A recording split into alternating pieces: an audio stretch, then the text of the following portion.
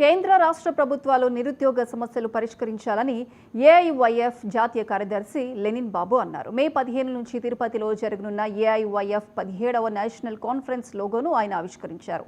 నూతన పరిశ్రమలు స్థాపించి నిరుద్యోగులకు దేశవ్యాప్తంగా ఉద్యోగాలు కల్పించాలన్నారు లెనిన్ బాబు.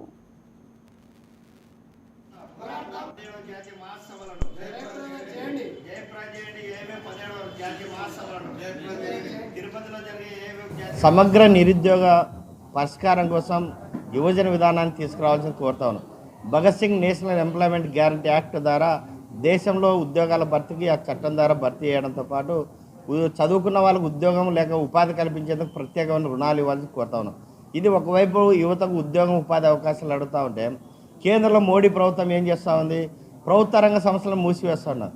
రైల్వే కానీ, విమానాశ్రయాలు, ఓడరేవులు, గ్యాస్ కంపెనీలు అన్నీ కూడా ప్రైవేట్ వాళ్ళకి ఇచ్చేస్తూ ఉన్నారు.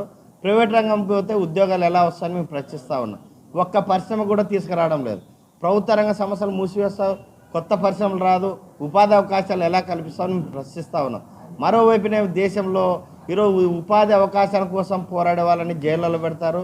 అదేవిధంగా ఎవరైనా ప్రశ్నించే వాళ్ళని దేశద్రోహులు చెప్తారు. అదేవిధంగా మత ఘర్షణలు పెడతారు. అదేవిధంగా ప్రపంచ దేశాల్లో అనేక మత సామరస్యం ఉన్న మన భారతదేశంలో ఈ మోడీ ప్రభుత్వం వచ్చిన తర్వాత ప్రతి పండగ కూడా ఘర్షణలే. హోలీ పండుగ వచ్చిన గతంలో అనేక సంవత్సరాల పాటు హోలీ నిర్వహిస్తాను, కానీ ఈరోజు హిందూ ముస్లిం మధ్య హోలీ పండుగ.